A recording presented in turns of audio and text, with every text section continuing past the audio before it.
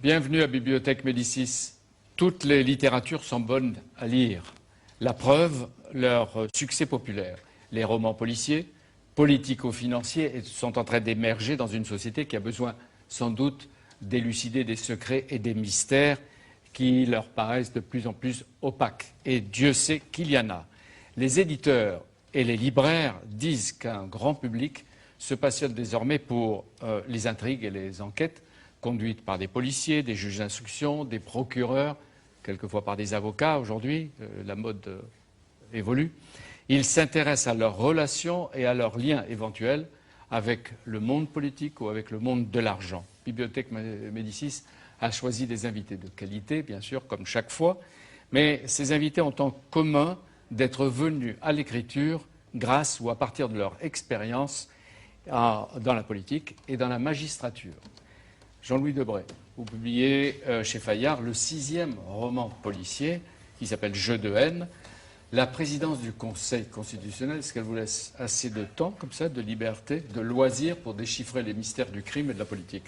Oui, d'abord, ce livre, c'est le fruit de mon expérience, à la fois comme juge d'instruction, j'ai été pendant 11 ans, comme politique, et maintenant que j'ai pris un peu de recul, le Conseil constitutionnel, même s'il travaille beaucoup plus que dans le passé, me laisse du temps pour écrire et regarder ce monde de la politique et cet affrontement entre des mondes différents, le monde de la finance, le monde de la politique, le monde de la justice, le monde de la police, 4 mondes qui cohabitent et qui ont tous des logiques différentes. Oui.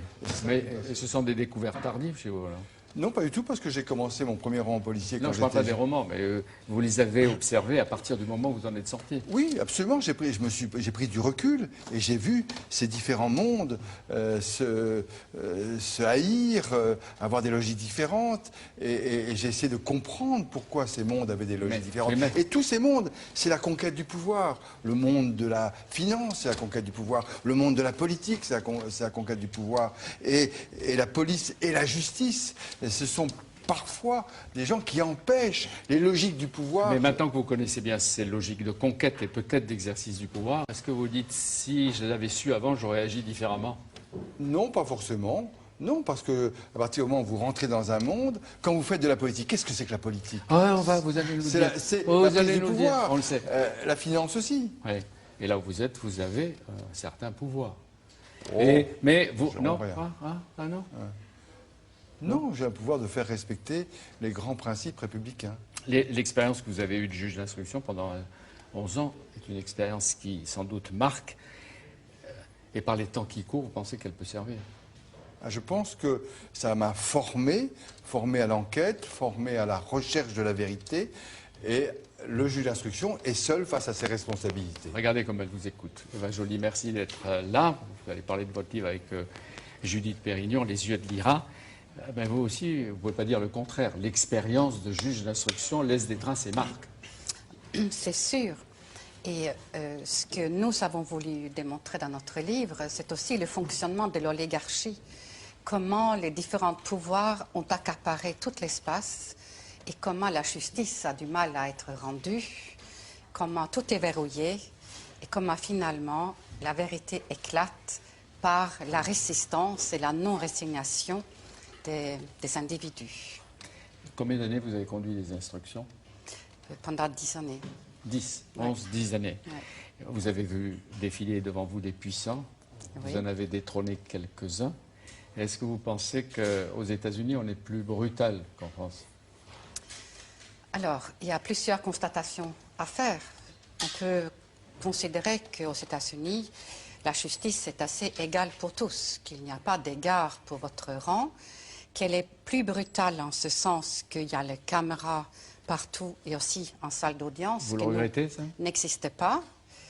Moi, je trouve qu'il ne faut pas le regretter que pour les puissants, si vous voulez. Je pense que là, le contraste à l'affaire à laquelle vous faites référence est tellement immense entre le destin auquel était promis l'homme et la situation concrète, que c'est douloureux Mais on à le veut observer. aussi pour des cas de gens simples On qui le veut parfois aussi sont pour touchés dans leur vie absolument, quotidienne dans leur honneur. et des injustices quotidiennes. Absolument. Donc, il doit y avoir une même justice pour tous.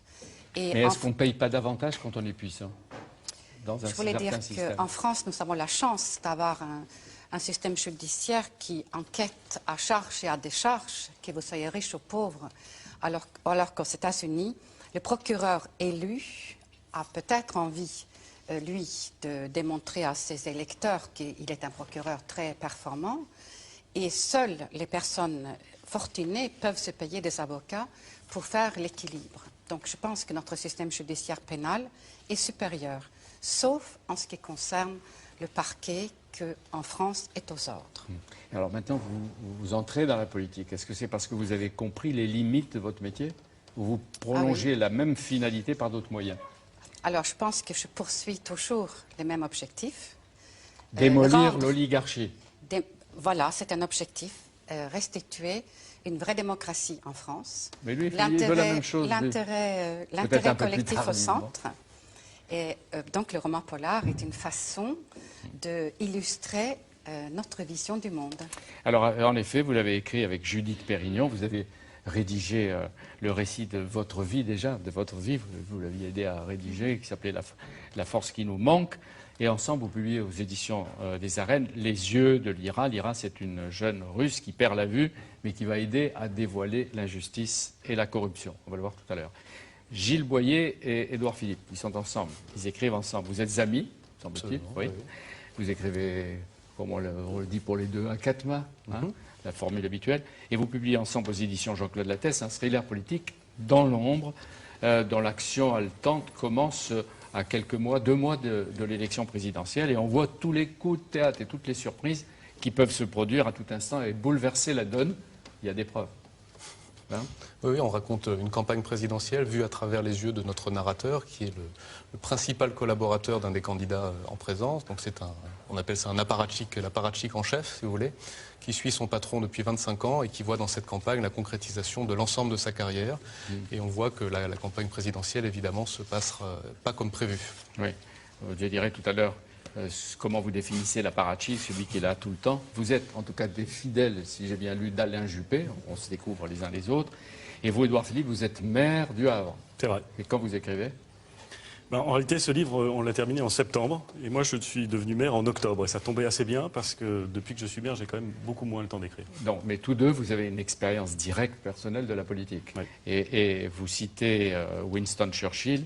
La politique est presque aussi excitante que la guerre et elle est tout aussi dangereuse.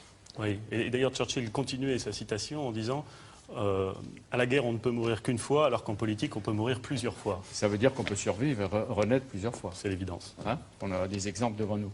Frédéric Mollet, vous publiez chez Fayard Dent pour Dent. Vous êtes passé par la politique avant de vous consacrer à l'écriture. Et comment est venue cette conversion? Vous étiez aux côtés de Michel Péricard à l'Assemblée nationale, vous avez été aux côtés de Dominique Perben quand il était, je crois, ministre de la Justice, vous êtes de Saône-et-Loire. Oui, comment s'est faite cette conversion? Mais écoutez, je pourrais dire assez facilement que la pratique de la vie politique procure sans aucun doute quelques envies de meurtre. Le roman d'Édouard Philippe et Gilles Boyer en est la démonstration. Je pourrais dire qu'écrire un roman policier, c'est peut-être concrétiser ces assassinats par procuration. Je le dis vraiment avec tout le respect que j'ai pour les femmes et les hommes qui s'engagent dans le débat d'idées, le débat démocratique, dont on oublie parfois la chance de le voir exister en France. Néanmoins, ce qui me concerne, cette passion, elle m'anime depuis ma plus tendre enfance. Je suis tombée dans le berceau de la lecture toute jeune et dès mes premières années collège, donc bien avant mon entrée en politique, j'ai commencé à m'essayer à écrire. Donc la politique a été la transition, avant que vous vous retrouviez. En tout cas, j'ai toujours écrit. Ce sont 2 chemins, 2 parcours totalement parallèles. Bien sûr, toute expérience professionnelle alimente l'auteur que l'on est, forge l'auteur que l'on est. Et sans aucun doute, ma vie politique m'a permis, et dans l'écriture, et dans l'organisation du travail, et dans la conception des relations humaines, d'apporter des éléments dans ces romans policiers. Mais il est vrai que j'ai tourné cette page sur la vie politique. Et vous avez beaucoup appris au ministère de la Justice? J'ai beaucoup appris avec ces hommes fort passionnants auprès desquels j'ai œuvré, bien entendu, que ce soit Michel Péricard ou Dominique Perben. J'ai beaucoup appris dans les couloirs de l'Assemblée nationale. La vie politique, on apprend beaucoup dans les couloirs. J'ai appris aussi la dureté. Je parlais du débat d'idées essentiel, démocratique. J'ai appris cette dureté aussi. De la vie des partis, de la vie des relations rapports humaines, entre les gens à l'intérieur des mêmes partis, hein, Madame Joly.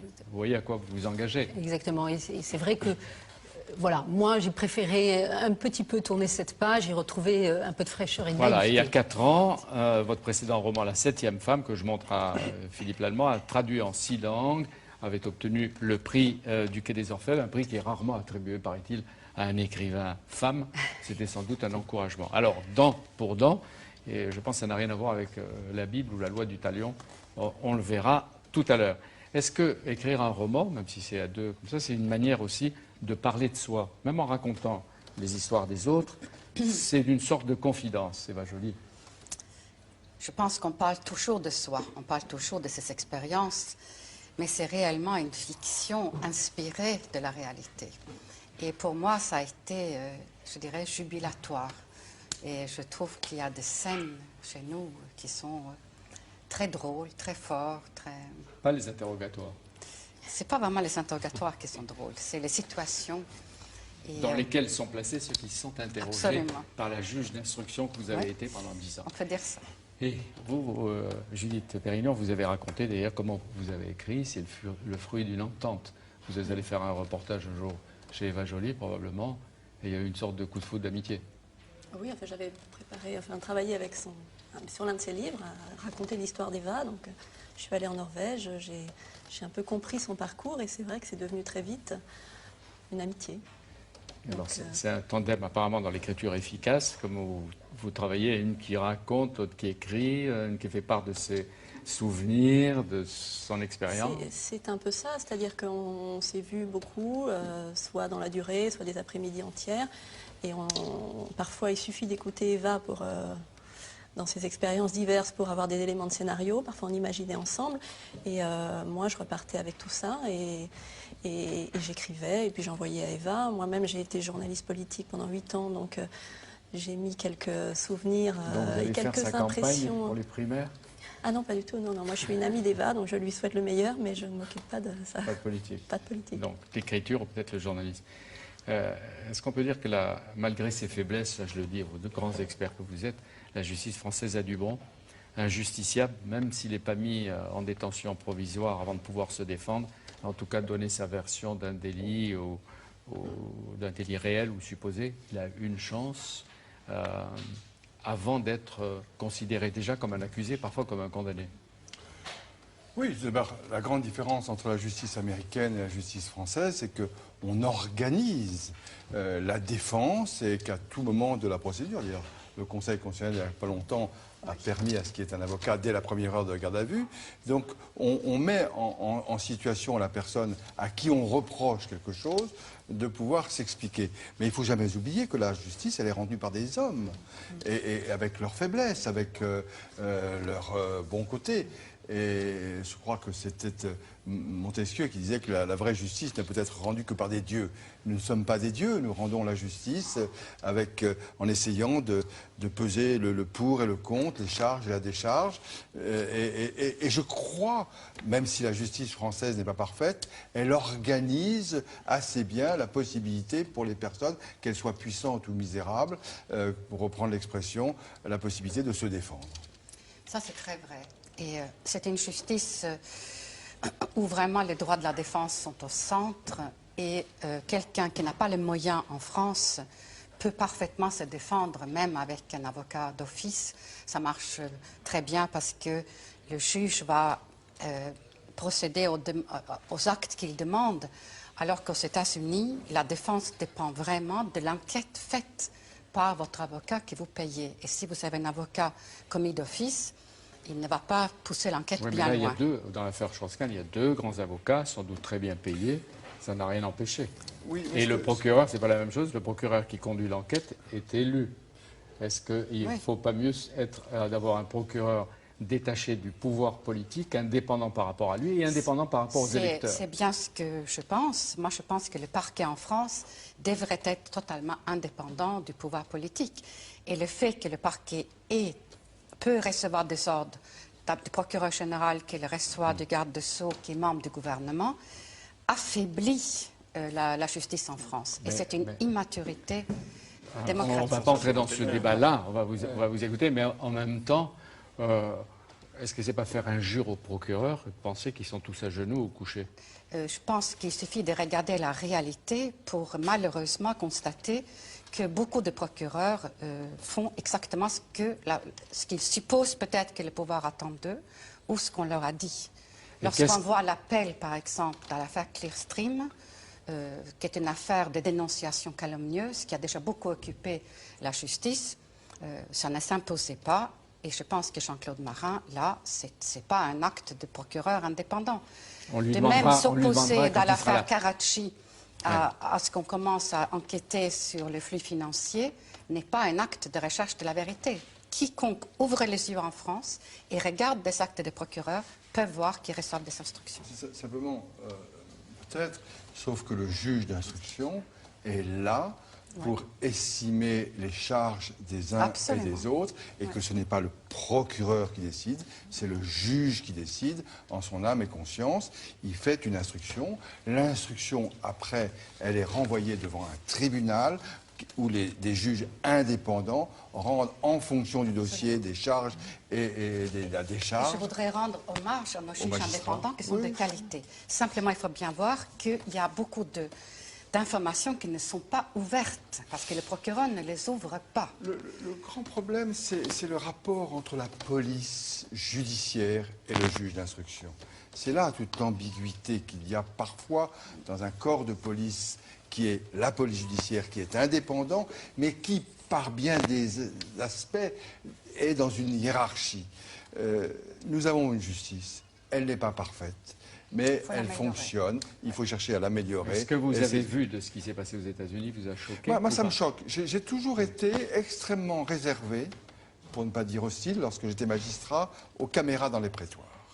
Parce qu'à ce moment-là, le débat dans le prétoire, il change. Il ne s'agit pas de convaincre des juges, il s'agit de convaincre l'opinion publique à travers des caméras. Premièrement. Deuxièmement, quels que soient les faits, électeur et qu'elle va peut-être élire le procureur. Quels que soient les faits que l'on reproche à la personne qui comparaît, c'est un homme ou c'est une femme qui a le droit à la dignité.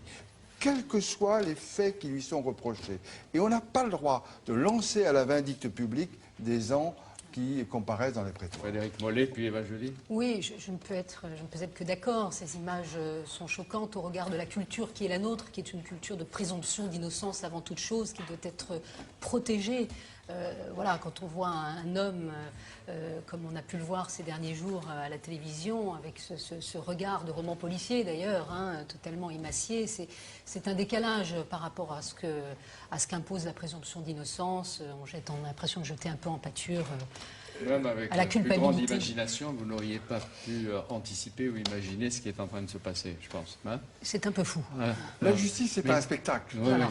Mais et les deux jupéistes, là, qu'est-ce qu'ils en pensent? Alors là, je me garderais bien de me prononcer en tant que jupéiste, mais je voudrais pas, j'entends tout ce qui est dit ici et j'y souscris assez largement, je voudrais pas non plus qu'à l'occasion de cette affaire terrible, on dise le système américain qui correspond au fond à quoi? À une culture, à une civilisation, à un pays démocratique. Qui n'a pas encore réglé son problème avec la peine de mort. Peut-être. Ni à la vente libre d'armes à feu. Sans doute, mais n'empêche que c'est un pays démocratique qui a ses équilibres. Je ne voudrais pas qu'on dise leur système. En France, pardon, mais les atteintes à la présomption d'innocence, on en connaît. Regardons autour de nous, on en connaît. En France, des imbroglios judiciaires, des catastrophes judiciaires, on en connaît, on en a vu il n'y a pas longtemps. Je me souviens, il n'y a pas si longtemps, au moment de l'affaire Outreau, des gens expliquaient que le système de l'instruction à la française était condamné.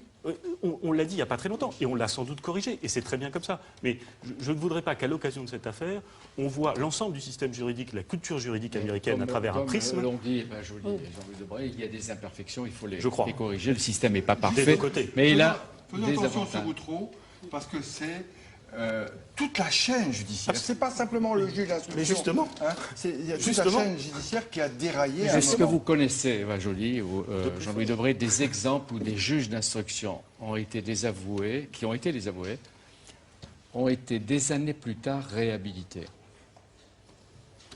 Des juges d'instruction désavoués. Qu'est-ce que vous appelez désavoués? C'est-à-dire Critiqués, montrés Mais, du doigt. Je voyez, prends l'exemple d'Outreau, Non, mais c'est le juge Burgot. C'est le jeu normal des institutions que le juge est désavoué. Je veux dire, on fait appel de sa décision et c'est absolument normal que la chambre d'instruction infirme parce qu'ils n'ont pas la même appréciation. Ce n'est pas être désavoué.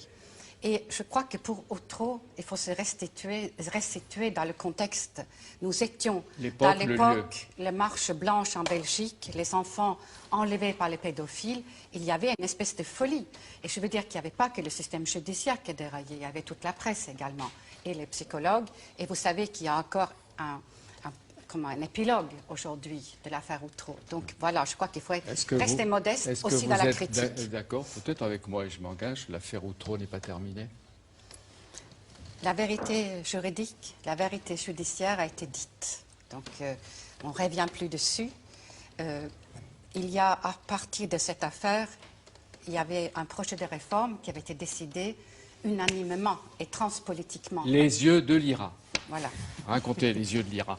Les yeux de l'IRA, c'est un polar, un thriller financier, avec d'un côté, naturellement, les trafiquants, les corrompus, les corrupteurs, les fraudeurs. C'est un oligarque russe. Alors, qu'est-ce qu'il fait, l'oligarque russe? L'oligarque russe, il étend son empire, il achète des journaux, des chantiers navals, et finalement, au bout de ça, il y a aussi des politiques qui prennent des décisions. Il a des protections. Il a des protections, y compris en France. Mais ça, c'est plutôt la fin. On est dans la caricature, au plus haut niveau, peut-être, à Matignon, à l'Élysée. C'est-à-dire que l'argent est là aujourd'hui. C'est-à-dire qu'il y a un personnage qui dit à un moment, l'argent, c'est les Russes ou les Chinois. Et aujourd'hui, nous, on est dans des économies qui sont en difficulté. Donc, quand les investissements arrivent, on ne regarde pas trop d'où ils viennent. Donc, il y a le banquier. Lui, il blanchit l'argent. Lui, il blanchit. C'est encore le méchant. Mais il y a trois, de l'autre côté, enquêteurs. Un Nigérian, un Français, Félix, le greffier, et puis lui, il est courageux, hein, il résiste aux pressions. Ouais. Et puis la Russe, l'IRA, journaliste. Ouais. Les trois vont s'associer, conjuguer leurs efforts pour réussir leur enquête. Il faut une parfaite solidarité pour démasquer, je suppose, les codes, les comptes secrets. Et vous dites, tout est masqué. C'est un bal masqué. Hein. Et ce qui est drôle, c'est qu'il y a à peu près la même phrase dans le livre de Jean-Louis Debré. On ne l'a pas écrit ensemble. Non. La société m'apparaît de plus en plus, dit Jean-Louis Debré, comme un grand bal costumé où je range les banquiers dans la catégorie des puissants alliés et protégés du pouvoir. On dirait du Eva Joly. Oui, c'est vrai. C'est vrai. Hein? Ce qui prouve que c'est vrai. Mais avec des plaques tournantes et la mafia, et là, en vous lisant, on dirait du Jean-Louis Debré. Nous, ce qu'on voulait montrer, c'est qu'on a un Nigérian, une femme de Saint-Pétersbourg et un Français. C'est des gens qui ne se connaissent pas, qui ne font pas le même métier. Et finalement, ils tirent chacun sur un fil de la même toile. Et c'est ça qui est intéressant. C'est ils sont confrontés au même problème. Est-ce que je peux faire une toute petite remarque personnelle? Ah oui, bien sûr. Quand vous parlez de politique, vous avez vos lunettes là. Là, vous parlez de justice de votre livre, vous ne mettez pas de lunettes. Mais c'est parce que j'ai envie que vous voyiez mes yeux. Maintenant, on les a tous vus. Par que, oui. Bravo de cette coquetterie. Alors, on continue. Les trois vont mener l'enquête. Ils ne céderont aucune pression. Naturellement, ce sont des personnages modèles qui restent debout. Les yeux de l'IRA. Mais ils sortent même de leur métier. La journaliste n'a plus de journal. Leur métier, les institutions, qu'elles soient judiciaires en France ou un journal en Russie, ne leur permettent plus de travailler, puisque ce sont des lieux verrouillés. Et vous avez bien montré que l'argent, bien sûr, est mal porté en France, mais que c'est un problème mondial. Hein? C'est un problème sans frontières, si on ne veut pas faire de caricature. Et alors, parmi vos personnages, il n'y a pas d'avocat. Et il y a même quelqu'un, le juge, qui dit qu'il y en a marre des avocats et de leurs simagrées qui sont proportionnels à leurs honoraires. Ce qui m'a frappé, c'est que la mode, je le dis à vous tous, aujourd'hui, c'est de ne pas prendre comme héros, pour mener des enquêtes, des avocats. Leur temps est passé, momentanément peut-être, mais il est passé. Non, je pense qu'on ne peut pas dire que le temps de l'avocat est passé. Puisque quand on comparait en justice, on doit toujours être assisté... Non, comme héros enquêteur dans les romans policiers. Parce qu'aucun d'entre nous n'a été avocat. Non, mais... Ah non, moi, je suis désolé. Moi, il se trouve que je suis avocat. Très bien. Mais que voilà, il n'y avait aucun besoin d'avocat dans notre histoire, alors donc on les a laissés à leur place. Mais c'était amusant de prendre un greffier, parce que c'était des personnages, on ne les met pas souvent en avant, et là on démontre en fait l'importance qu'il a. Ouais. Ouais. Pour les Ouais, films tu ou les vois romans policiers, je pense qu'il est préférable de ne pas raconter l'issue, même si on donne des éléments. Mais on le fera tout à l'heure avec vos propres livres. Il faut laisser vivre le suspense, le jeu intellectuel. Simplement, ça va se terminer dans la Galerie des Glaces, à Versailles. Et est-ce que c'est le fraudeur, le corrompu, je ne sais qui triomphe? Ou est-ce que c'est le bien qui triomphe, comme dans les westerns? En tout cas, le grand bal de Versailles, qui est un grand rendez-vous oligarchique, est très perturbé. Ça fait plaisir. Et les ça, masques, c'est les masques qui tombent. Et ce sont les moyens de communication modernes qui sont l'outil. Et là, il n'y a pas de prise. Et c'est ça l'espoir, c'est que là, on ne peut pas les verrouiller. L'enquêteur nigérian, il s'appelle Kwanko, c'est un peu Nwanko. Nwanko, c'est une expérience que je n'ai pas. Il raconte que son métier l'a changé, il est devenu dur comme la pierre. Hein. Est-ce que, Eva Joly, c'est le métier qui vous a transformé, ou c'est parce que vous aviez un certain caractère que vous vous êtes plus révélé dans votre expérience de juge d'instruction? Moi, je pense que c'est un parcours, et c'est un parcours un peu initiatique. Moi, je pense que lorsque je commence les enquêtes, je suis une citoyenne qui pense que le monde marche assez bien, que les personnes font leur devoir, qu'il n'y a pas beaucoup d'intervention. Je suis naïve, réellement. Et c'est parce que j'ai accès au-dessous des cartes et à la réalité du jeu d'argent et du pouvoir. Vous, de la magistrature, vous êtes arrivé à la politique. Ouais. Est-ce que ça veut dire que dans votre itinéraire, et dès le début, il y avait une finalité politique dans votre travail? Je ne dis pas que vous serviez un parti, mais que vous serviez peut-être, je ne dis pas non plus des intérêts, mais vous serviez une idéologie politique. Il n'y a pas de neutralité. Quand j'étais magistrat, j'essayais de servir la vérité, l'État et en politique également. Moi, Mais la justice m'a beaucoup servi, Ouais. car c'est cette rigueur que donne la fonction de juge d'instruction, où on ne peut pas faire n'importe quoi, où on est tenu par un code de procédure, où il faut absolument progresser. Et quand vous avez dit tout à l'heure, et ça je m'élève contre ça, que le juge d'instruction était désavoué, un juge d'instruction n'est jamais désavoué. Quelles que soient ses gaffes. Il peut être On sanctionné. peut dire qu'il est le seul à être Non, infaillible. Non, il peut être sanctionné s'il commet des fautes, mais il est normal, c'est le jeu logique des institutions que, ayant instruit à charge et à décharge, et c'est le garantie des citoyens, d'autres magistrats indépendants apprécient le dossier. Oui. C'est très différent, ça n'a rien à voir avec défaillir. Ça veut dire qu'on a mal interprété les faits, mais ça ne veut pas dire ni qu'il y avait une intention de nuire, et donc on est infirmé ou confirmé. Donc en faisant votre métier, vous faisiez toujours de la politique? Non, je ne dirais pas ça. Nous ne faisions pas de politique partisane. Il ne s'agit pas de donner satisfaction à l'un par rapport à l'autre, à un parti par rapport à un parti. Il s'agit, compte tenu des faits dont nous sommes saisis, d'essayer de trouver la vérité et de voir si l'accusation tient ou ne tient pas. Voilà, c'est tout.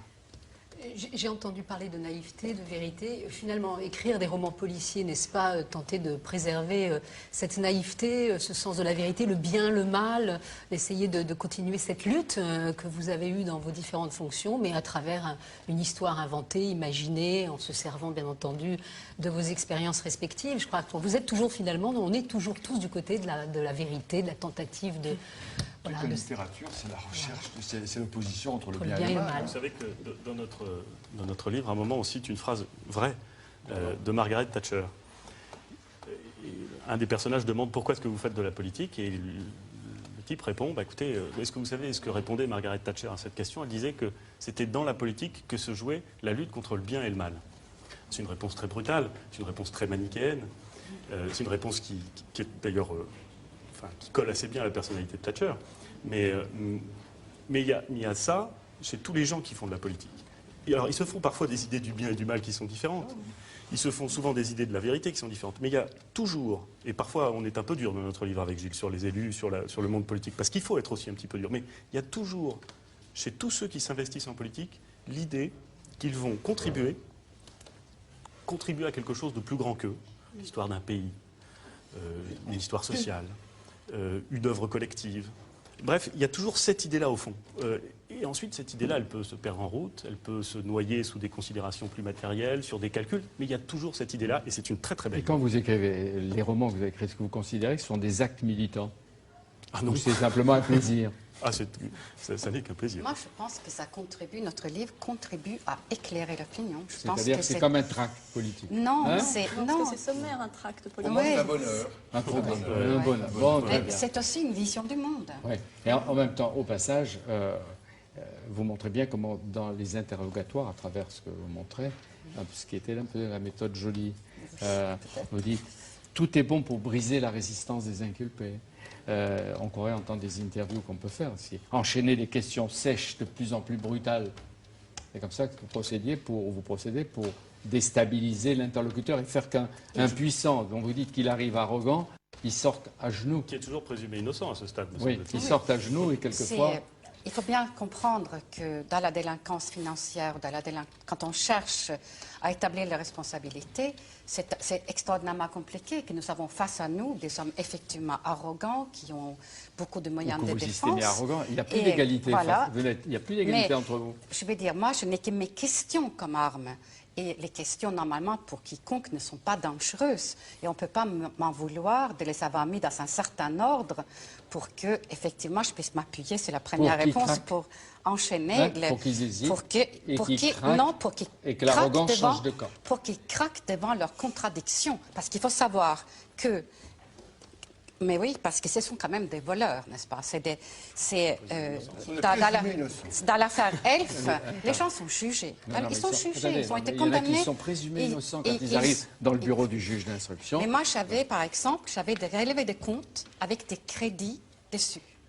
Donc, la question, c'est à quoi correspond le virement qui est sur votre compte de 3 millions et quelques là? Hein? Ne me regardez pas comme ça, j'ai Non. rien fait. Mais, et le déni est total. Et la réponse était parfois, on a viré 3 millions sur mon compte pour me nuire. Bon, vous comprenez que les mensonges érigés en système de défense, il faut les briser, effectivement. Et dans le système américain, les mensonges, ça ne passe pas. Très bien. Frédéric Mollet, chez Fayard, on va se retrouver tout à l'heure. Dent pour dent, les dents et les dentistes ont un premier rôle capital. Alors on raconte très vite, et puis après vous allez mettre en situation, des dentistes se réunissent à l'université Paris-Descartes pour une séance de dissection. Ils travaillent sur des têtes, 20 têtes découpées d'hommes et de femmes. Et puis, qu'est-ce qu'ils découvrent là, dans une bouche, sous un plombage, qu'est-ce qu'ils découvrent? Un petit message plié au fond d'une dent par une innocente victime qui a donné son corps à la science en espérant bien qu'un médecin ou un dentiste découvre ce message au fond de cette dent. Et ce message indique « on m'a tué ». Alors, plaisanterie de carabin, réalité criminelle. Ce sont des corps qui ont été offerts à la science. Exactement. Donc on ne les a pas. Exactement. Donc on se exécutés promette ou tués. du côté du centre du don des corps, du côté de cette faculté de médecine, et la criminelle arrive pour essayer de comprendre s'il s'agit effectivement d'une mauvaise l'enquêteur, plaisanterie. c'est Nico Sierski. Tout à fait. Enfin, je veux dire une bêtise. Quand Rien- vous l'avez écrit Nicolas Non, rien. Sierski, non? Rien à voir vraiment. Rien à voir vraiment. Les choses se sont. Non, les choses se sont imposées en fait d'elles-mêmes. Il se trouve que. Avouez. Non, je ne peux pas. J'ai une belle phrase de Vous Condorcet. avez l'avocat et vous avez J'ai- deux juges d'instruction. Vous êtes perdu. J'ai une belle phrase de Condorcet, les amis de la vérité sont ceux qui la recherchent et non pas ceux qui se vantent de l'avoir trouvée. Donc la vérité n'est pas là. La Et vérité... c'est Nico Sierski, Nico. qui est chef de la Nico brigade Sierski, criminelle à il est chef de Paris, la brigade. qui a déjà été le personnage de votre précédent roman dont on Tout a à parlé, fait. La 7e femme. Tout à fait. Lui plaît, il a des atouts, il a une méthode d'interrogation qui n'est pas tout à fait celle de la méthode de Madame Joly, hein, chacun avec ses résultats. Mais vous nous entraînez dans un monde assez extraordinaire, un peu à la manière des romanciers et romancières anglo-saxonnes. La morgue, l'endroit où sont les corps à l'université, Vous dites qu'il y a 650 corps par an qui sont traités. Vous y êtes allé, Oui, oui. On n'est pas né à rien parce que vous l'avez vu sûr, sur le terrain. Oui. Ce qui m'intéresse beaucoup dans le roman policier, c'est cette complémentarité entre le réel et le romanesque. Le réel, c'est bien entendu d'abord le crime qui est inhérent à la nature humaine, à nos sociétés humaines, le crime qui est malheureusement éternel. Et puis c'est à la fois cette manière que l'auteur peut avoir d'entraîner ses lecteurs dans des mondes professionnels, dans des sociétés humaines, dans des groupes humains qu'il n'a pas forcément l'habitude de côtoyer, une faculté de médecine, un centre du non-décor, les salles d'un institut médico-légal, un laboratoire de police scientifique, et puis tous ces corps de métier qui interviennent d'une manière ou d'une autre dans le fil de l'enquête. Voilà. Quand vous travailliez avec Michel Péricard ou avec Dominique Perben, vous vous occupiez plus de culture, de justice que d'autopsie. Effectivement, mais sans doute, et pour répondre à votre première question, la manière de travailler dans cette vie politique, de collaborer auprès d'un homme politique permet d'acquérir une méthode de travail sur une quasi-journalistique, on monte un dossier, etc. Donc voilà, je me rends sur place, tout ce qui est écrit, je le vis. Et ce qui frappe aussi, c'est que les responsables de ces lieux sinistres ou d'enquête sont des femmes, au niveau de la justice, de la police. Et en même temps, ce métier qui se féminise, et en même temps, vous le connaissez assez bien pour dire que les policiers sont débordés, qu'ils vivent dans des lieux exigus, délabrés, pour dire que les conditions de travail dans la justice ne sont pas forcément les meilleures. Là, vous parlez d'expérience. Il y a une certaine réalité, crédibilité dans les propos qui sont tenus. Ce sont des gens que je rencontre régulièrement et j'essaie, de manière romanesque, de ne pas travestir la réalité de leur métier, de leurs conditions de travail. Voilà. Oui. Et les juges s'entendent bien avec les policiers. Écoutez, et les juges s'entendent bien avec les journalistes. Écoutez, moi j'ai une profonde naïveté que je veux conserver. C'est sans doute pour ça que je me suis un peu éloignée de la vie politique. Une profonde naïveté vis-à-vis de la relation humaine, le bien, le mal, la beauté, voilà, de la relation humaine. Et c'est vrai qu'il y a un peu de ces héros qui m'habitent. Donc oui, je veux croire que tout ça peut se faire dans de bonnes conditions. Parce que tous, vous cherchez la vérité. Voilà. Et j'oublie pas l'enquête de Nico et je n'oublie pas ce qui va arriver et ce qu'il va trouver dans la dent de Bruno Gage, la victime. Le décor, les protagonistes sont bien définis, dessinés. L'issue, on dirait. Voilà. La seule chose quand même à dire, c'est que Nico Sierski, parce que j'y tiens, Nico Sierski a des racines ukrainiennes et polonaises par sa mère et son père. Sans doute ai-je voulu par là aller à la recherche de mes propres racines, parce que voilà, du côté paternel, il y a des origines. Je le disais tout à l'heure, Jean-Louis Debré. Voilà, on parle de soi en même temps. Même si c'est un roman de fiction, voilà. Donc c'est une un quête. roman policier. Voilà. On met de soi. On met de soi. On va gratter, chercher au fond de soi. Justement, le président de la République, dites-vous, désigne aux fonctions importantes de l'État des hommes et des femmes dont il a éprouvé la loyauté et avec lesquels il entretient des rapports personnels. À qui vous pensez? À Mitterrand, à Valéry Giscard d'Estaing ou à Jacques Chirac, avec qui vous vous promenez chaque jour? J'ai vraiment plus de mémoire en ce moment, mais c'est une constante qu'on désigne, qu'on a tendance à désigner au poste de responsabilité des gens en qui on a confiance. Mais vous le dites parce que c'est ça vous intrigue, ça vous choque ou c'est un fait? Je ne sais pas à savoir si c'est choquant ou pas choquant. Je ne connais pas un homme politique qui a désigné à un poste important un adversaire politique. Vous décrivez un président de la République. Vous décrivez aussi Jean-Louis Debré, un président de la République qui est l'ami des grandes fortunes et du patronat. Mais il a conscience qu'il faut s'en débarrasser. Et vous laissez entendre qu'il n'a pas tort. C'est un conseil à qui? Je ne sais pas, mais est-ce que vous pensez une seconde que j'ai suffisamment de talent pour tout inventer? C'est la définition de l'oligarchie, ce que vous décrivez. D'autant plus qu'il va décrire les banques. Les banquiers, vous n'avez pas l'air de les porter dans votre cœur. Les petits marquis de la finance, ridiculement prétentieux et irresponsables. L'action se passe dans une banque, elle-même déchirée par des pouvoirs, par des luttes de pouvoir internes. C'est une lutte de pouvoir. Ce roman policier, parce que c'est un roman policier, où j'ai mis de choses à laquelle je pense, c'est une indignation. Regardez ce qui s'est passé dans le monde depuis 2 ans. Le monde est allé à la désespérance, il y a une crise économique. Qui est responsable de cette crise? Ce sont les petits marquis de la finance, et ils sont toujours là. Et alors, tout ça, c'est l'architecture de mon livre, où cette prise de pouvoir par un certain nombre de marquis de la finance, et la différence entre le combat politique et le combat dans le monde de la finance, c'est que le combat politique, il s'arrange à un moment, lorsqu'on arrive à l'étape ultime, il y a un arrangement, on combine ensemble. Là, le pouvoir, parce que c'est le pouvoir de l'argent, il ne se partage pas. C'est l'indignation et la contestation de Jean-Louis Debré. Non, c'est l'indignation et la contestation de mon héros. Ouais, mais le héros, vous l'avez dit, on met de soi. On met de soi. Oui, parce qu'on ne vit pas dans une bulle, on regarde la société. Si nous faisons tous des romans policiers, pourquoi? Oui, mais vous le faites en justicier les uns les autres, je le pour fais, corriger. Moi, je le fais en juge d'instruction, en magistrat, qui essaye, à la suite d'un affrontement entre des hommes, de trouver le chemin de la vérité. Pourquoi ces deux banquiers se sont affrontés? Pourquoi ils sont arrivés là où ils en sont arrivés? Alors, il y a plusieurs pistes, on part à droite, à gauche, on cherche la vérité. Et il découvre aussi, votre héros, que le ministre des Finances est mouillé. Ça arrive? Ben oui, ça arrive. C'est pas nouveau. C'est pas nouveau. Alors, je vais citer Édouard Philippe et Gilles Boyer, quand on parlait du pouvoir, etc. Vous dites, exercer le pouvoir n'a rien à voir avec le conquérir. Les présidents n'ont pas besoin des apparatchiks qui les ont servis. Quand ils les gardent, c'est qu'ils n'ont pas encore compris qu'ils étaient présidents. Donc, il ne faut pas s'attendre à de la gratitude quand on a, à un moment donné, le pouvoir. Non, il ne faut pas faire ce métier pour la gratitude ou les remerciements. Il faut le faire pour les satisfactions qu'il apporte. Et c'est vrai que les personnes qui sont très utiles dans la conquête du pouvoir ne le sont pas toujours dans son exercice. Il y a des exemples dans l'histoire. Gênant. Oui, gênant. Et la réciproque est vraie aussi. C'est-à-dire que des personnes qui sont très, très à l'aise dans le fonctionnement de l'État ne sont pas les bonnes pour mener une campagne efficace. Voilà. Simplement, ce sont deux exercices très différents.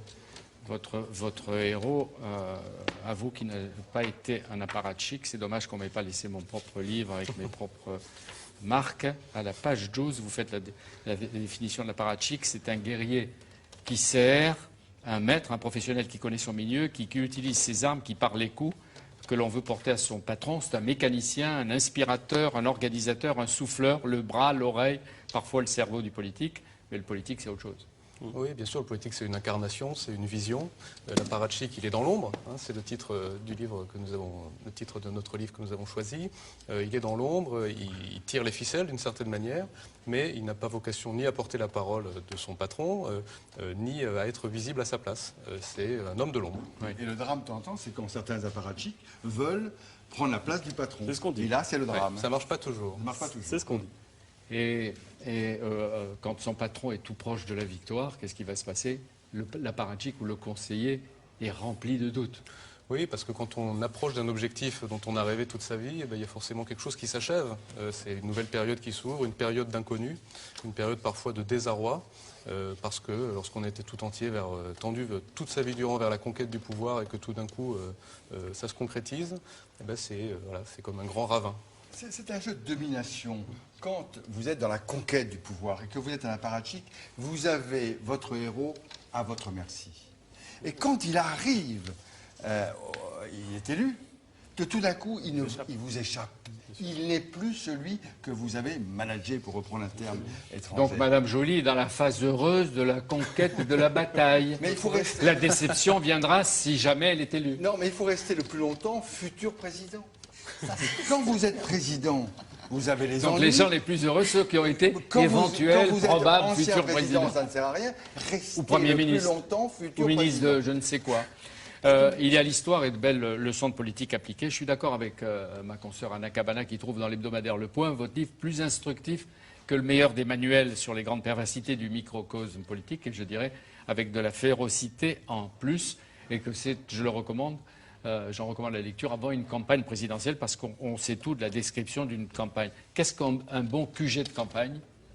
Un bon QG de campagne, Edouard. Ça n'existe pas. On voit assez bien ce qu'est un mauvais QG de campagne et un bon QG de campagne n'existe pas. On explique dans le livre à un moment comment est-ce que notre héros doit choisir le QG de campagne à la fois accessible mais lointain, ouvert mais fermé, parce que s'il est ouvert, tout le monde y vient et on perd un temps considérable, mais fermé parce que si... voilà. Vous avez été présent dans la campagne de qui? Gilles a été très présent dans un certain nombre de campagnes en 2002 pour un candidat qui a gagné. Vous verrez, madame, vous verrez. Le QG de campagne, il ne faut pas que le candidat vienne trop souvent. Et il faut pas y a une galerie de portraits tout à fait réussie. Vous dites l'entourage du présidentiable. Vous savez ce qui est le plus important, disent-ils? Non. Fangio, qu'est-ce qu'il fait, Fangio? C'est le chauffeur. Ah, le chauffeur. De Marilyn. Attaché de presse, Ouais, chargé de parce communication. que Parce qu'elle est au cœur de tout et parce que tous les jours, il y a des messages à identifier et à faire passer aux journalistes. Et est-ce que vous avez confiance dans la politique? Ah oui, oui, Quand absolument. vous dites, lorsque vous n'avez pas confiance en quelqu'un, vous vous arrangez toujours pour confier la même mission à quelqu'un d'autre. Hein? C'est assez classique. Ouais. C'est assez Et classique. dans tous les milieux, pas seulement dans le monde Oui, politique. ça existe dans d'autres milieux. Mais pardon, juste un mot pour dire que, à la différence des trois autres, dans notre livre, il n'y a pas de policiers. Il n'y a pas de policiers, il n'y a pas de juges non plus. En réalité, pas du tout parce que nous considérons que leur place n'est pas la bonne, que nous aurions une défiance dans ces institutions. En réalité, parce que la justice pénale, la procédure pénale est quelque chose qui nous est assez étranger. Je suis avocat, mais je ne suis pas du tout spécialiste de procédure pénale. Et Gilles, il a sans doute ce talent caché, mais il ne l'a pas encore révélé. Et donc, il n'y a pas de policier, il n'y a pas de juge, il y a juste une intrigue, des morts. Et notre idée, c'est bien de montrer comment, dans une équipe présidentielle, dans une équipe qui travaille à l'élection d'un homme, le doute qui s'insinue, la rumeur d'une primaire truquée, comment les conditions de température et de pression changent, et comment cette superbe mécanique, parce qu'il y a beaucoup de professionnalisme aussi en politique, comment cette superbe mécanique bien huilée, déterminée, faite de gens qui s'entendent, qui s'apprécient, qui se font confiance, comment cette mécanique commence à s'affaisser, à douter et à s'écraser, ou pas, puisqu'évidemment, on ne dit pas la fin du livre. Et qu'est-ce qui ferait qu'on ne s'écrase pas et qu'on continue à croire avec la même force et la même énergie qu'au début? C'est une bonne question. Confiance dans le candidat, peut-être. Peut-être.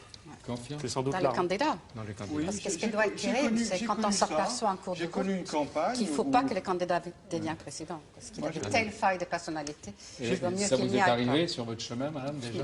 Je me dis que dans votre récit, ça pourrait être le Moi, problème. j'ai connu une période autour de Chirac, en 94, où le président Chirac était à 14%. Tout le monde doutait.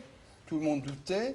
Balladur était à 30%. Et nous étions très peu nombreux autour de lui.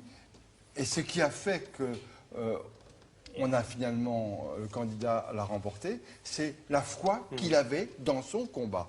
Et donc je crois que ceux qui remportent des victoires, c'est ceux qui croient à leur destin et à cette rencontre entre leur destin et l'opinion publique et les Français. Le mystère accompagne tout le récit dans l'ombre. Encore une fois, l'intérêt, enfin, pour moi, lecteur, c'est la maestria qui découle de la maîtrise et la connaissance du milieu. Vous avez une définition du bon politique. Vous vous en souvenez? Le bon politique, où je vous J'en ai beaucoup. rappelle qu'un bon politique, je dis parce qu'il y en a deux, un bon, Non, j'ai excellent, plus. avec un destin, mais qui a pris du détachement et de la distance, et une autre qui entre dans la bataille, et qui découvre d'ailleurs ce que c'est. C'est dur la bataille, non, politique? Oui, c'est vrai. Mais Hein, c'est surtout aussi, hein? c'est aussi formidable. Moi, je me réveille tous les matins en me disant que j'ai une chance inouïe de vivre ça. Ah oui, oui. Ouais, c'est ce qu'ils disent. Les montées d'adrénaline, elles sont incomparables. Les joies, elles sont intenses. Les peurs, les réveils quand vous étiez ministre de l'Intérieur, il n'y a pas de nuit, il n'y a pas de jour, tout le temps la disposition de tout peut arriver toujours. Et puis les préfets qui vous disent ça va mal, le pouvoir d'achat baisse, On vit en les gens permanence sous gueulent. tension. Ouais. Sous tension, Mais oui. ça, Quel bonheur. vous en avez peut-être envie, vous qui entrez dans un parti qui a à peine 6 mois qui se déchire. Petit parti. Ça fait bientôt 3 ans que je suis. J'ai participé à la fondation de ce parti. Hein. Donc, il y a eu des évolutions, mais nous sommes sur une très bonne voie. Le nombre d'adhésions sont très importantes, jour après jour. Donc voilà, toutes Ça, les espoirs sont permis. Jour après jour, ça monte. Vous étiez 3000. Et par Non, un nous sommes- renfort, vous bientôt êtes 4000 en arrivant au On port. est 14 000 là. Ah, 14 000. Ouais, ouais. Pour conquérir le pouvoir, ça va, pas mal. Ah. Et C'est beaucoup trop. oui. Parce qu'ils ne savent pas que le seul espoir, c'est dans la conversion de l'écologie politique. Donc c'est pourquoi nous sommes, dans notre petit groupe et le groupe qui m'entoure, nous y croyons vraiment et nous savons que nous portons un message important et nous portons une réforme importante que personne d'autre ne porte. Et comment vous pouvez convaincre, avec Mais votre voilà. tempérament et vos armes, Cécile Duflot et Cohn-Bendit de s'entendre? Mais ça aussi, c'est en très bonne voie. Ils se sont trouvés des compromis tout à fait bien pour leur conflit. et le Congrès va finir de le mettre d'accord. Et qu'est-ce qui est préférable en écologie? Quelqu'un qui a toute sa vie raconté l'environnement sur le terrain en descendant en hélicoptère, etc., ou en petits avions, ou quelqu'un qui est converti depuis 3-4 ans? Ça dépend Qui faut-il quelle croire en conception vous avez de l'écologie politique. L'écologie politique n'est pas que l'environnement, c'est aussi les questions sociales. Vous ne pouvez pas faire la conversion écologique de la Et société économique sans aussi, laisser citoyens. et culturelle donc aussi. moi je prétends que mon expérience est aussi une expérience de l'écologie politique. Mais attention à ce que Et je appelle prétends Jacques aussi- Attali le totalitarisme vert, parce qu'à ce moment-là, l'écologie politique, elle recouvre tous les secteurs. Non? Mais nous sommes un parti politique et il est bien normal que nous ayons un discours sur tous les sujets importants de la société et pas simplement sur les questions environnementales. Alors un bon politique, écoutez, il a la capacité exceptionnelle à faire croire qu'il est l'inverse de ce qu'il est. On le croit calme alors qu'il était hystérique. On le dit fidèle alors que je sais qu'il n'a jamais autant ses amis que lorsqu'ils n'ont plus besoin de lui ou qu'ils n'ont besoin de rien. C'est le narrateur qui dit ça de son plus féroce adversaire, une ordure qui a du talent. Bon. Quand vous avez commencé à faire de la politique, à faire de la magistrature ou être magistrate, est-ce que la magistrature était le but suprême de l'ambition ou c'était une arme ou un atout pour arriver à servir une ambition? Et la question, je la pose de deux. Moi, je n'ai jamais eu de plan de carrière et je suis devenue magistrat par hasard. Et j'étais très heureuse aussi comme magistrat. Ça a été une initiation, ça a été une découverte du monde, mais évidemment limitée parce qu'on ne voit qu'une facette de la société. Et je trouve qu'être femme politique et de pouvoir agir sur le réel, c'est autrement plus satisfaisant. Donc, c'est bien la magistrature. C'est un des plus beaux métiers du monde, à condition de sortir. Oui. Vous êtes magistrat parce que vous croyez en l'homme, parce que vous croyez en la vérité, parce que vous pensez que vous pouvez avoir un rôle au sein de cette vérité. Je ne crois pas qu'on puisse et on ne doit pas faire carrière en politique. Et moi, je suis de ceux, comme vous, qui ont considéré qu'à partir d'un moment, après 12 ans ou 13 ans de magistrature, il fallait que je sorte parce que j'avais une vision qui n'était pas une bonne vision de l'homme, puisque je n'avais vu dans ma vie que des assassins, des criminels, des voyous, et que la société... Vous voulez dire dans vos partis, dans le domaine politique? Non, Ah bon, non, mais vous avez très bien compris. Oui. N'aggravez pas votre cas. Vous allez m'arrêter. Elle va m'interroger, vous allez m'arrêter, elle va me mettre en prison. Pas vous arrêter. Et quand on connaît l'état Mais des c'est prisons simplement françaises, il vaut que, mieux pas y aller. je Même pas en bien détention meilleurs. provisoire, Ils sont Madame Joly. sont bien meilleurs que les prisons américaines. Ah Bien oui, le savoir. sans doute. Bah sans oui, doute. c'est pas sans doute, c'est sûr. Sans doute. Les caméras au Nos moins. prisons sont Hein? bien. Les caméras au moins. Oui, oui, les Non, Non, caméras. mais on parle des prisons. Mais alors, vous parlez tous des caméras. Est-ce que vous considérez, puisqu'il y a une loi de 2000, la loi Guigou, qui interdit les caméras dans les cours, les prétoires, etc., que les télévisions, Internet ne doivent pas donner les images qui viennent qui sont livrées des États-Unis? Est-ce qu'on entre là dans l'illégalité? Non, parce que c'est aussi l'actualité et que le droit à l'information existe aussi. Donc c'est une Et manière que- pour et le que- droit à l'information de et- détourner la loi. C'est toujours un arbitrage et que c'est un événement qui est planétaire, que le directeur général du FMI est arrêté avec suspicion de viol. C'est un événement planétaire. Gilles Boyer. Non, je trouve simplement que ça illustre le décalage entre la responsabilité pénale et la responsabilité politique. Hein. Et la responsabilité pénale, elle est réelle, le procès doit avoir lieu.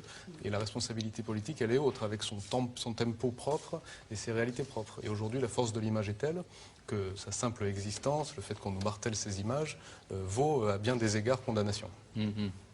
Dans votre... Oui, c'est un petit peu le drame dans cette société de communication qu'est la nôtre, qu'aujourd'hui, par la force des images, on arrive à faire disparaître la présomption d'innocence et on présente des gens qui sont déjà considérés comme coupables avant même d'être jugés. Et c'est pour ça que gardons notre système français qui fait que au moment où celui qui est mis en examen est confronté à son juge, eh bien, il est confronté à son juge, à ses juges, mais il n'est pas confronté à l'opinion Vous êtes publique. d'accord? Oui. Vous dites dans le livre, c'est une femme qui mène l'enquête. C'est une femme qui est juge d'instruction, Julie Casavone. Elle a un caractère pas toujours commode, elle rêve de bouffer du politique. je ne sais pas si c'est la sœur d'Eva Joly, parce qu'à force de manger de la politique, on se métamorphose et on devient politique. Non, mais c'est vrai que quand vous êtes juge et que vous voyez face à vous des gens qui sont puissants, qui ont des réseaux, et le jeu n'est pas égal, et on a envie de temps en temps de dire j'existe face à cette force de la personne qui comparaît devant vous. Mais heureusement, le système judiciaire français est fait de telle façon que le juge d'instruction n'a pas la décision. Je pense surtout que le problème est l'impunité et du fait que notre société française oligarchique s'était habituée à ne pas rendre de compte pour une certaine forme de délinquance. Et c'est ça aussi qu'il faut changer. C'est ce que vous avez dit au début. Ouais. Est-ce que, de temps en temps, vous ne pouvez pas mettre un collant sur oligarchique? Ça revient comme un leitmotiv, un slogan, ça Parce devient... que vous ne voulez pas le voir. Parce Non, que non, vous êtes mais on dedans. le voit, on ne fait que... Vous êtes Regardez, dedans. regardez. Donc pas vous du ne tout. les voyez pas. Pas du tout. Vous ne les voyez pas. Pas du tout. Vous faites Regardez, partie depuis le début, on les dénonce, c'est absolument qu'on du les voit, réseau. mais on les appelle par leur nom et on ne dit pas forcément l'oligarchie comme Parce que c'est on un le dit à système, Moscou il y a une ou ailleurs. confiscation du pouvoir. Et ce qui est insupportable, c'est que lorsque quelqu'un, par accident, arrive à pénétrer un tout petit peu le cercle et mettre en évidence la délinquance autrement plus grave que celle qu'on voit d'habitude, toute la résistance que cela crée. Ouais, ouais. Donc, écrire, c'est aussi faire œuvre de justice et prolonger les métiers qu'ils font. Le polar permet de dire des choses qu'on ne peut pas dire dans son métier de journaliste, dans son métier d'homme politique. Fred Mollet. Et d'ailleurs, on peut constater que le roman policier suit l'évolution des mœurs, puisque nous sommes passés de rôles de femmes méchantes ou amoureuses, blondes glaciales ou blondes fatales, à des femmes en responsabilité, déterminées, professionnelles, journalistes, juges d'instruction, chefs de groupe. C'est la société qui a évolué. Et là, le roman policier vous le accompagne. montrez Et puis, il y les a uns des- et les autres. J'ai pas dit face à face. Il y a des femmes mais d'auteurs de vous le romans montrez. policiers aussi. Actuellement, dans la justice, il y a plus de 50% de femmes. Voilà, exactement. Très bien. C'est intéressant Très bien. voilà. Parfait. Édouard Philippe, le jeune maire du Havre, qui est peut-être bientôt élément du Grand Paris. Un jour, on fera une émission de Bibliothèque Médicis sur le Grand Paris. Vous viendrez nous en parler. Je vous peut-être invite. avec Vous êtes Antoine. ministre un jour. Hein, il Vous sera êtes ministre un jour. Ah oui, mais si ce n'est pas Vous elle faites qui partie de gagne. l'oligarchie. Si elle gagne, c'est peu pas ministre. probable, c'est Si peu vous probable. gagnez, elle ne sera pas ministre. Mais elle continuera sans doute son combat tel qu'on la connaît ou tel qu'on la voit. Et c'est très bien. Merci. À chacun sa maladie, écrivez-vous tous les deux. Les mineurs ont la silicose, les diplomates la solitude et l'alcoolisme, les profs l'amertume et la dépression, les hommes politiques ont la paranoïa. Et c'est la vraie maladie du politique. Alors, elle peut s'exprimer de façon différente et à des intensités différentes, mais quand vous êtes un homme politique, vous avez d'abord par construction un ego surdimensionné. Pas du tout parce que vous pensez que vous êtes nécessairement meilleur que les autres, mais parce que vous dites aux autres, je vais participer à la résolution d'un problème. Donc vous êtes de toute façon quelqu'un qui, pour résister aux assauts, quelqu'un qui, pour se propulser sur le devant de la scène, doit avoir une forme d'ego. Et une force intérieure, on peut Absolument. appeler ça une force Une intérieure, énergie, une une détermination, force de conviction personnelle, sinon une je foi pense en qu'on serait soi-même, sur tout le chemin. ce qu'on peut imaginer. Qu'est-ce Et quand qu'il faut vous êtes dans cette logique où les coups portés peuvent être très brutaux, parce que c'est un métier brutal, c'est un métier exaltant, mais c'est un métier brutal. Quand vous êtes dans cette logique, très vite, ça peut prendre un peu de temps, ça peut être très puissant ou un peu plus faible, mais très vite, vous avez le sentiment que ce qui est contre vous, que ce qui vous arrive de négatif, est dirigé contre vous. Et donc la paranoïa peut très rapidement se développer. Mais comment dans on les s'en esprits guérit? politiques. Tous les métiers. Oui, Tous les métiers. Oui, oui, Jean-Louis Lebrun a raison. Y compris à la télévision. J'ai dit, tous les métiers. J'ai dit, vous avez raison. Mais vous avez raison. Mais on sait combattre le narcissisme, rassurez-vous, dans notre domaine et certains d'entre nous. Et je suis sûr que vous allez continuer à écrire. Et vous avez raison, parce que c'est une manière de réfléchir sur la société, la dénoncer, la faire progresser. Et la politique, vous l'avez critiquée, plus ou moins sérieusement, vous la dénoncez, vous en avez vécu, vous voulez en vivre, sans doute aussi. Elle procure des satisfactions et des risques incomparables.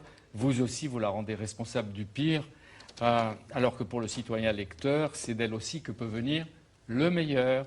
On le sait bien au Palais du Luxembourg et dans l'équipe de Bibliothèque Médicis, avec Anne-Marie Moreau, Philippe Lallemand, Anna Markovitch, Céline Mévélec et Oriane Jancourt. Vous lire, c'était un agrément. Vous accompagnez une curiosité et un plaisir. J'espère qu'il est partagé. Et pourquoi faut-il tant de mésaventures et de temps pour accorder à la morale la place qu'elle mérite? J'ai envie de dire que chacun commence au bon moment. Et d'ailleurs, il n'y a pas de bon moment. C'est tous les jours. Hein? Merci d'être venu. À Merci bientôt. à vous.